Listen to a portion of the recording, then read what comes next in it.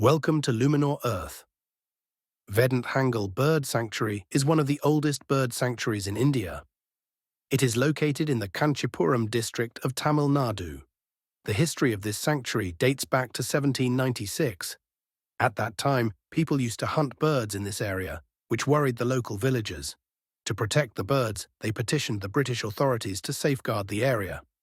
As a result of their efforts, in 1858, Vedanthangle was officially recognized as a bird sanctuary. Later, in 1936, it was declared a legally protected bird sanctuary under the law. Every year, more than 40,000 birds, including pintails, grey pelicans, and open-billed storks, visit Vedanthangle to nest and stay for a season. Local farmers noticed that the bird droppings actually helped fertilize their fields, so they became active protectors of the birds. Today, Vedanthangle Bird Sanctuary stands as an important destination for bird enthusiasts and nature lovers.